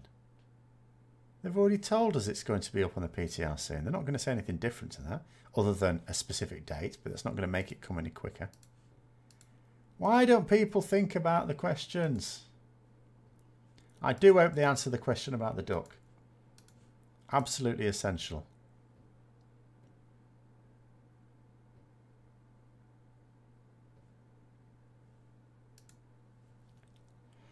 Are we looking? Yeah, we're looking at questions sent for the Q&A. We found an absolute cork. Well, I think it is. No one else seems to have agreed with me, but I found a one that I've tweeted myself because I was so happy with it, and because it's. I'm looking at the EU forums where Blizzard never set foot. Oh, it says, if you were to relaunch WoW, would you have made different difficulty realms instead of all the difficulty levels for different content in one realm? God, what a terrible idea that would be. Difficulty realms instead of content. That would be dreadful. That would basically be a way of not being able to play with your friends. That's the stupidest idea I've heard tonight. Seriously, what the hell? Difficulty realms. 8.2 probably on the PTR next week. Yeah, next week or the week after. It's got to be. Well, it's always soon after the one's released. So I don't know what the fuss is about. It'll come out when it comes out, but they know it's not going to take that long.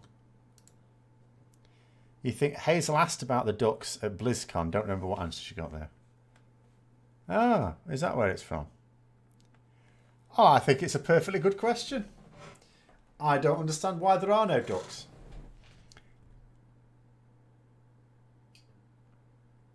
I fancy having some duck. I might put duck on my shopping list for this week.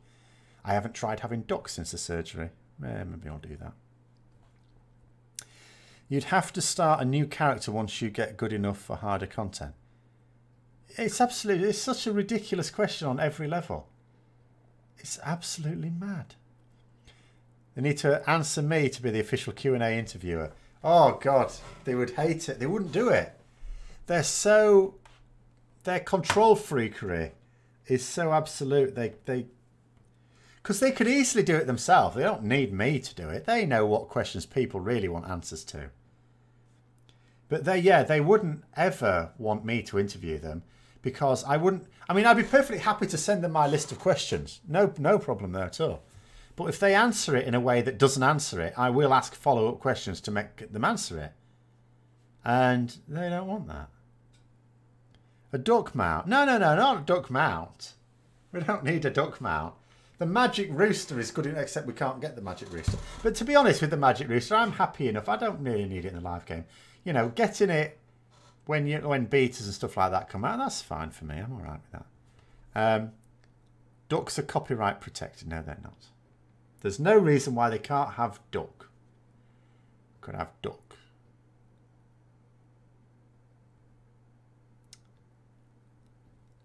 I mean, obviously, is there?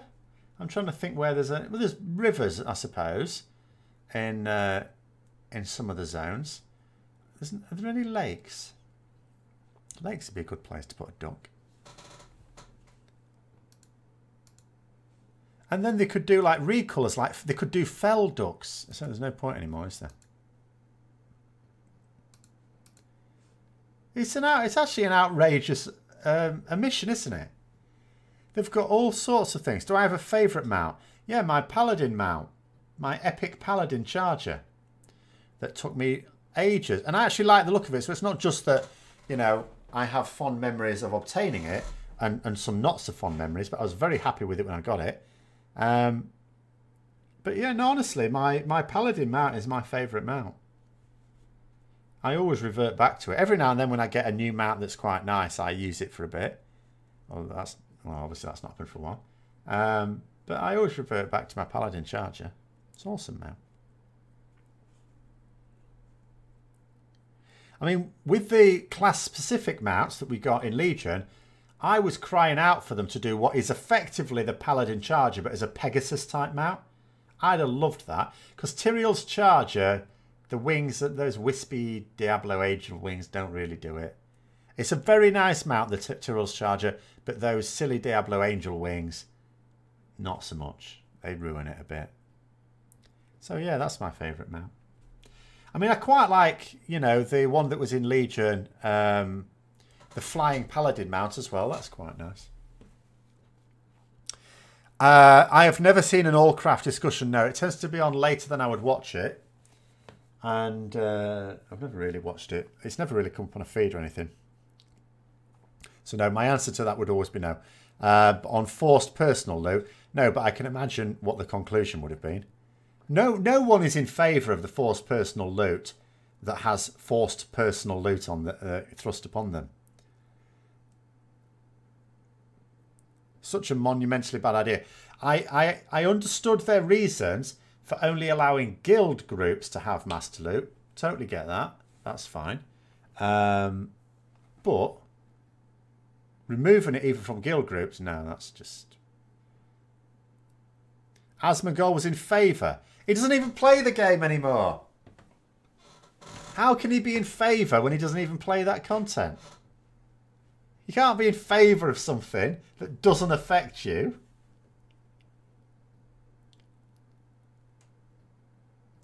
Is the Paladin class mount not bad as ground only? Since it has no wings. Yeah, if they were to bring out one that has wings, yeah. But obviously at the moment in BFA, can't use flying mounts. So, because there's no flying yet. So, doesn't really matter. And also, when they do bring flying in, they're going to do what they did in Legion, aren't they? Bring out new zones where, guess what? You won't be able to fly. Take the ducks and invade Jesse Cox. Ducks for Davis.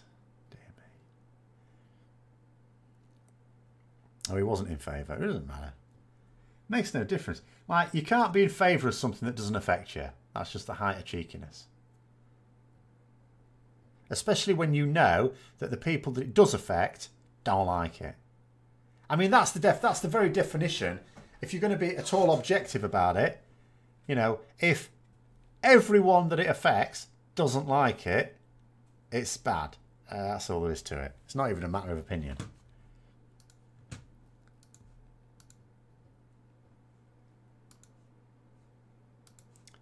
Where is it? Oh, there it is. Ghost Moose is flyable now. Wasn't it always?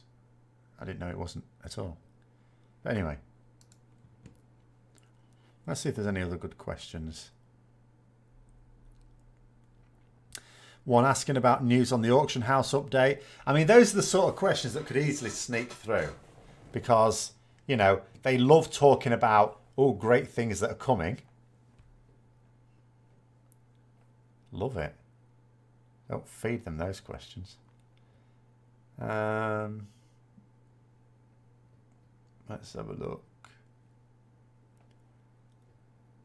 On undoing the prune, have you considered undoing the prune? Horrible expression, undoing the prune.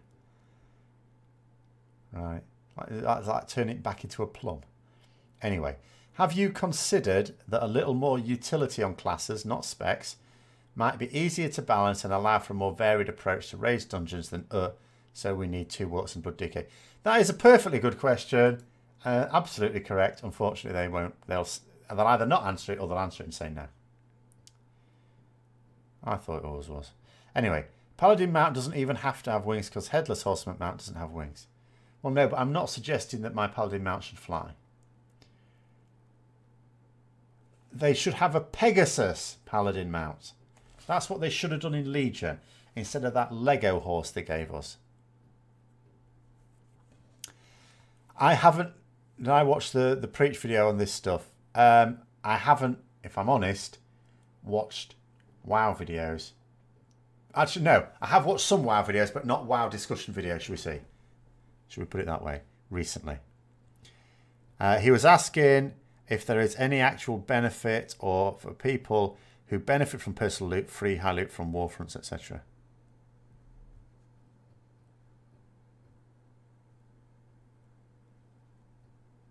Hang on a minute. If there is any actual benefit or people who benefit from personal loot, free high loot from warfronts.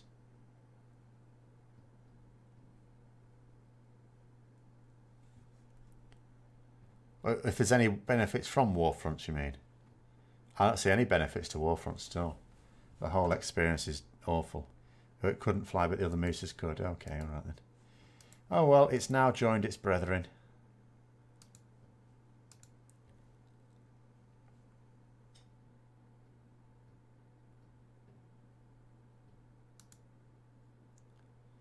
Why do you think of She-Ra every time you say palace need a Pegasus mount?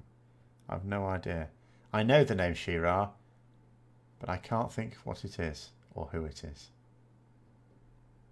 So, saying about casual players getting high loot because of Warfronts. Oh, I see. Yeah, yeah. Well, yeah. I mean, it is. It's far too easy to get yourself good gear that then more than does for the content you're doing. I don't like that either. He asked the question if it actually helped that people get lots of good loot because the community finds other ways to measure skill when loot isn't good enough with Raid.io. Yeah, that's a fair point. It's a fair point. Yeah, in 80s cartoon, yeah, I can sort of remember the name, but I'm almost certainly, I'm sure would have watched it, but I just cannot picture it. Yes, if loot was obtained through higher levels of content, then it would be a better measure than Raid.io. That's the eye level. But the other thing is, there is no reason. The amount of the gear you can get as a casual player now, there is no need for it. Because to do the casual content that allowed you to get that gear, you didn't need it to do it. Like when you think about the item level of, say, Mythic Raiding gear, you sort of need that to do the Mythic Raid. Or most people do anyway. Whereas you don't, even like the worst player doesn't need the really good gear to do the solo stuff, do they? Item 400 loot is more of a catch-up. Pretty nice to get your alts geared up decently. It's better than you need it for the way you get it, though. I think I would agree that I just think there's no need for it to be like that. BFA is at least alt friendly versus Legion. Well, Legion did get better, but yeah, it's better. You know, they started off from a better base, but to be fair, that's probably because they learnt from Legion. The female version of He-Man, I see. You thought of alts too, but some people's mains depend on that to get higher item level, and that's the problem. I mean, you can't really build stuff for alts. I mean, I'm not in favour of making things artificially difficult for alts, but to actually, you don't put stuff in for... If you wanted to put stuff in for alts, I would have no... Do you know what? I would have no problem with, instead of gear becoming soul bound, it becomes... All the gear becomes account bound. So if you get gear on your main from a raid, and like as a paladin say, and you've got plate wearing alts, then when you no longer need it, pass it on to them. I haven't got a problem with that. And if gears go in spare, go, oh, I've got a mage that could use that, and give it to them and let them trade it to the mage. I have no issue with that. Blizzard don't like it because they use gear as a means of not improving the character, but of keeping you playing. They use it as a form of time gating. Oh, her mount was a Pegasus. All right, I'll have to look at that. You used to be a serious raider in TBC and Wrath, but you haven't raided since. Agree that epic loot should only be available to raiders, but you would want decent gear for casuals. No, bollocks. They don't need it. Don't need it. Don't matter. Sod it. Let them do stuff that allows them to customise their character in other ways, in more cosmetic ways. If they want gear, do harder content.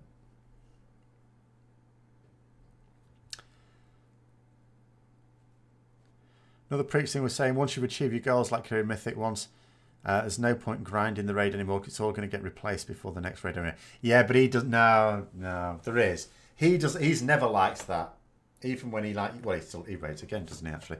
But at the time when he wasn't raiding for years on end, but before when he did, his attitude was always he just wanted to. He only ever wants to kill a boss once and then be done with it. He doesn't like the farming of a raid. No, you should have to farm a raid to gear up for the next raid. He knows that. He just doesn't like doing it. Greater day with account ban, not soul ban. I mean, that's what I would do. But the thing, as I say, you know, I see no real reason why you can't do that. Blizzard will argue things. Oh, but you know, you should learn how to play your alt. If you've got your alt to level cap, you've learned how to play it. Well enough anyway. No. You should just be able to pass them your gear. But it's no, it's time gating. Most guilds still re-clear Mythic to prepare for the next tier, of course. Try out trials, yeah. Gear up outs, all those sort of things. His point is you don't wear a single item from the previous raid on the first day of Mythic. Oh, his point is you no longer need to farm the raid. Plenty of people do wear full set of Mythic gear on the first day of Mythic. Not everyone goes in funneling groups to gear everyone up with the heroic and normal stuff from the current raid.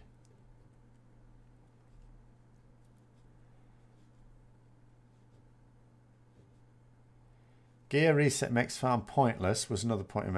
It doesn't. No, again, it doesn't.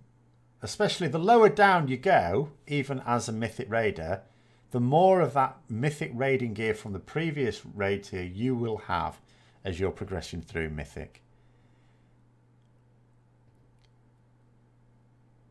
Because you're properly sharing out all the gear from your heroic runs, not doing loads of splits. Not that that's so easy to do, but it's still possible. A lot of Mythic guilds sell runs on US Realm Limit. They're selling it BOD for 300k. Doesn't seem like a bad price, actually. You get upgrades from the previous tier that help the first week heroic farm, and early Mythic progression. Titan Residuum, for example, stands out. Mythic Plus is better than heroic for gearing. I mean, I suppose, yeah.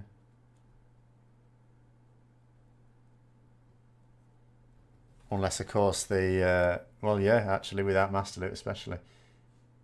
Because you can't even funnel easily unless, as I say, you do weird splits. Well, even then you can't, can you? Actually, no, you can't. It's all nonsense. Makes no sense to not gear even casuals. That argument's illogical. The world content evolves and gets harder, so when... Yeah, but the gear then does it as well, doesn't it? Like the world quest gear goes up as well. Keep in step with it. So you can get gear from doing your casual content, but you don't need that gear to be better than... Like, there's no reason why Warfront gear should be better than World Quest gear. They do it just to get people to do the content, so they can say, oh, look, people really like Warfronts, they're always going into them. Yeah, they're going into them to get the gear. Although, at least some of the, the cosmetic side of it, some of the cosmetic stuff from Warfronts is quite nice. So that's all right, I'm not blaming about that. What you mean is, back then you got blue gear from normal dungeons, quest rewards, etc. Raiders got purple epic gear. Yeah, casual. Oh, yeah, just the colour of the gear. Yeah, that's really difficult with the way... They'd have to completely revert the way gear is awarded, though, to go back to the days where casuals don't have epic gear. Means nothing anymore, anyway. We're all epic.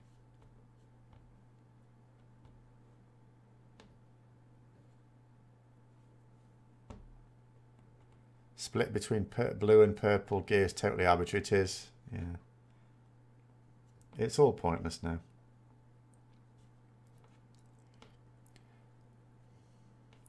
Maybe the Warfront gear helps get casuals motivated, comfortable to step into a Mythic Plus or Raid. Well, yeah, my answer to that is I think people should join guilds for things like that. Join guilds of common interest. Because what you're talking about is people being shit scared of a pug kicking them. But if you were joined a guild, then that's much less likely to happen. Would I get back into CE raiding sometimes? Sometime this expansion? Zero chance. I can't. Work doesn't allow it.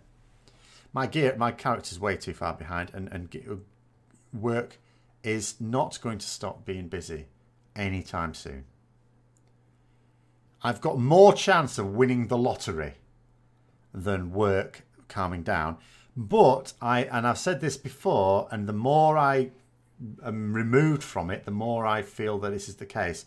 Were I to win the lottery and therefore be able to stop working, not straight away, obviously that'd be a shitty thing to do, but at some point, and certainly have the time to raid then, I don't think I would, you know. I don't know for certain, but I don't think I would. Because as soon as when I stopped doing it, I stopped doing it because I just knew I wasn't going to have the time. But then the more I've stopped doing it, the more I realise I don't actually miss it. Like, I enjoyed the raiding when I did it, but I've sort of done it. Like, fights are not really that much different. They're cosmetically different, but they're not much different. It's just like when Walker's Crisps redesigned their crisp packets. It's the same crisps inside. So, you know. And that's just how I feel about it now. Every now and then there's a genuinely new mechanic. You know, they put in something new, but which I don't always approve of. So it's only like half the time I even approve of it. And then, you know, there's... so yeah, I actually don't think I would ever come back, even if I had the time. I think I'm done. I feel free from the responsibility of dealing with all the mythic raiding bullshit. To be fair, I didn't actually have to deal with an awful lot of mythic raiding bullshit. I hadn't been a raid leader for many, many years. And there was no mythic raiding back then. Biggest problem with raids is not gear level, it's raid at IO level and also ahead of the curve. Don't even have ahead of the curves. A big life commitment is. I mean, it's too much as well. You know, there's too many things you have to do as a raider that are beneath the level of a raider. You know, I'm not someone who's going to say raiders shouldn't have to put in preparation, stuff like that. They should put more in, the lazy bastards. Most of them don't even look through logs or anything like that. But getting them to do islands and stuff like that is beneath them to be able to raid, you know, or the PvP they had to do at the start of the expansion and things like that. No, shouldn't have to do that. Oh, God, I would have moaned like bloody hell about that. If I had to, well, if I was raiding, I'd have had to do the PvP stuff to get gear before the first raid, or ran in early days. I would have moaned like a bitch about that. With multiple raid difficulties, eye level goes up so fast almost gear has to be epic. Wouldn't make sense to gear from World Quest to be blue when it's better than purple raid gear. Yeah, there's that as well. Yeah, they'd have... with the current gearing system, there's no way you can have the distinction anymore. And green gear is just stuff to disenchant, straight up. You can't raid due to work till 11:30 PM on late shifts and up at 3 AM for early shifts. Oh my God. I hope you don't go to bed or finish a shift at 11:30 one night and then have to be up at 3 the next. That'd be terrible. Or get yourself a counsellor if you do. You miss raid, you think it's because you physically can't raid anymore, more than anything. See, I mean, I have plenty of other things. I just shift my interest into other areas. Oh my God. You lost your marriage due to raiding. Oh dear. There was, yeah. There's been quite a few articles in the mainstream media about World of Warcraft recently. One of which was on gaming addiction. I mean, it wasn't specifically World of Warcraft, it was gaming addiction in general. I actually took a little bit of offence to it because the problem is the media always treats gaming addiction very, very different to any other form of addiction. Like, you know, if someone's an alcoholic, they treat them with a bit of sensitivity. They don't treat anyone with sensitivity when it's a gaming addiction. Weekly shifts. Week of lates, week of earlies. All right, okay, that's not so bad.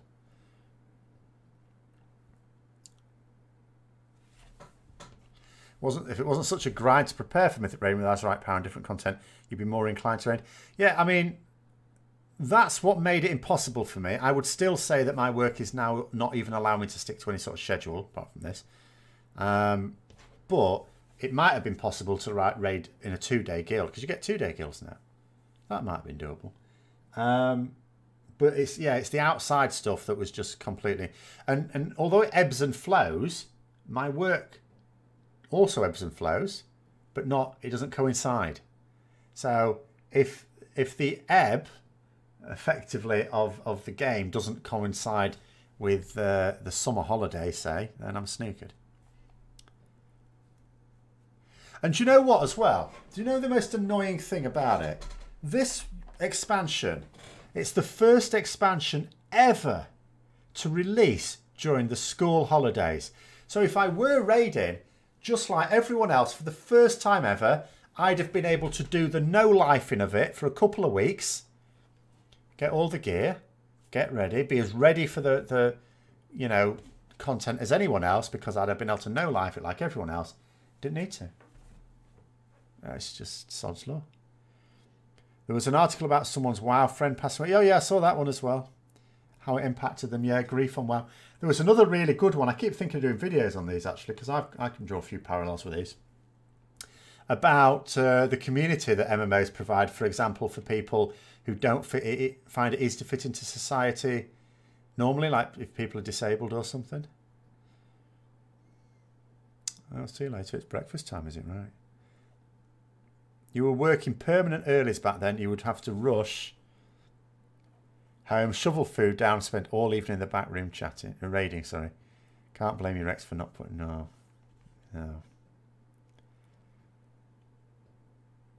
What do I think about the change of class armor in raids? There is a, oh wow, what gear and class is that? You want to try and play in that. It looks amazing. Feels it negatively impacted the game.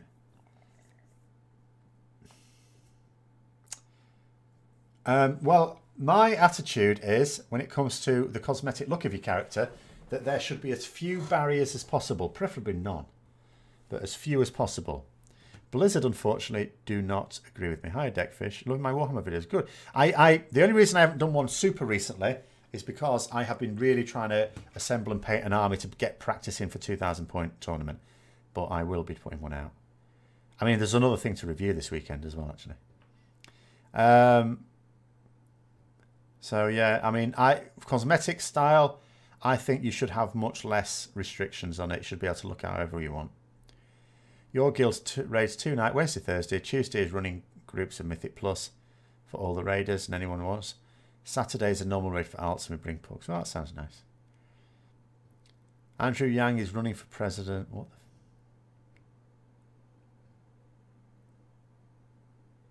the Limit can get world first whenever they want to step up.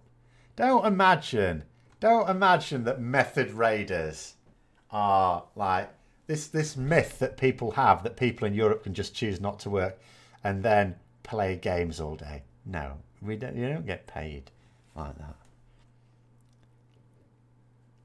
There's just a fundamental issue with North America. Now, I will accept, one person came up with a thing, that because in the United States there is no statutory holiday pay, I will grant you that whereas in Europe there is, so it makes it a bit easier for them to book time off work for these times, but they can't, you know, I suppose it depends on the job. Can't do it for all the time, but you know, that helps, and you don't have that in the US, so I'll grant you that as a possibility. But they work, they have to work. They have to earn their money in some way. They don't get given it. You've had a few friends in WoW pass away. Oh dear. You've actually been to 2 funerals. That is awful. I haven't that I know of. What are my plans for the Tuesday talk if I ever decide to stop playing WoW? It would. Well, I mean, that's an interesting point. Maybe turn it into a general gaming Tuesday talk. Yeah, I mean, I'm not thinking that far ahead because I am going to give it the next expansion. That's not to say play the next expansion, but I'm going to give them at least a decent way in to the open alpha of the next expansion. And, you know, so we're talking, I am going to give them another year at least. So I don't have to think about it yet.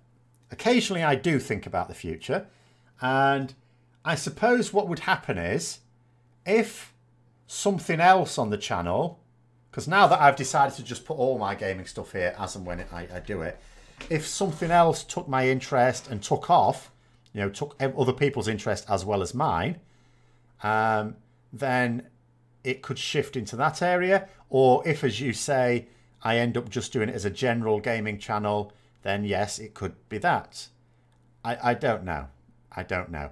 It entirely depends on how active I am on the channel when that happens. And it's not going to happen.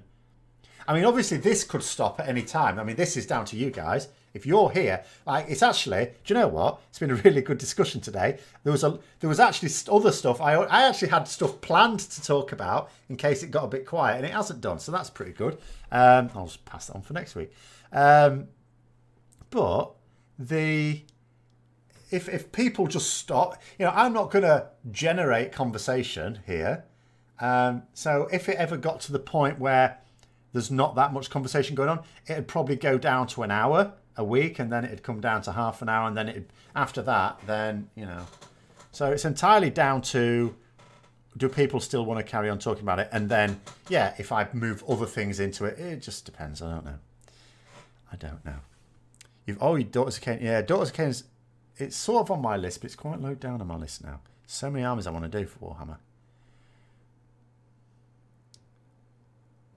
One was right that he and his wife became really good friends of mine. He died suddenly of heart failure, even though he was in great health. Well, this is, and things like this, you see. I mean, obviously we hear of footballers having heart problems, and they're as fit as you like.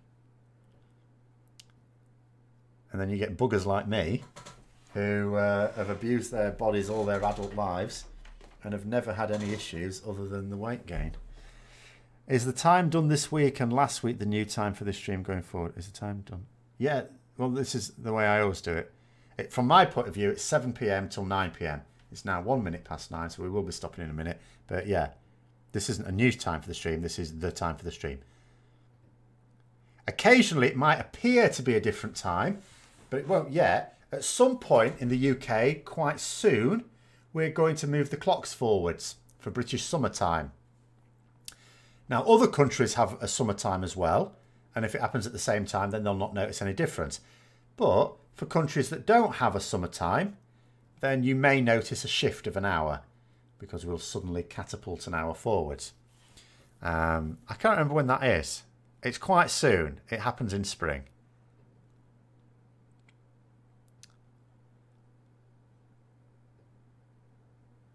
I think some countries like Canada recently had their daylight saving. Well, okay, so if other countries have already done it, of course, because there's no need to standardise this sort of thing, then that might affect it too. So it will always be UK time, 7 PM. That's not always helpful, but that's what it is.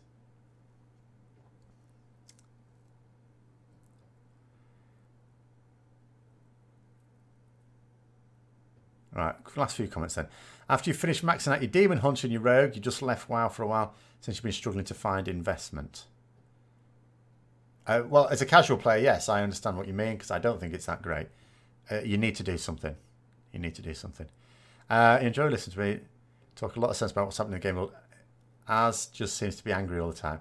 But to be fair, I don't think he is angry all the time. I think he just got himself into a position where he desperately wanted to do anything but talk about WoW. And the way he's ended up doing it, because he tried doing all sorts of things. He tried just doing general vlogs. He tried doing general gaming vlogs. I don't think he even does this anymore. He did start doing a weekly vodcast with a friend of his, didn't he? Where they would just talk about general gaming news. And I don't think that did very well either. To be fair, though, I don't think he gave it a good enough of a run. But it didn't do very well, in his estimation, shall we say. Whereas now he's found he can talk about general gaming news and he gets a large audience. Unfortunately, he found this out by doing angry gaming news. So I, again, reckon he's just into that.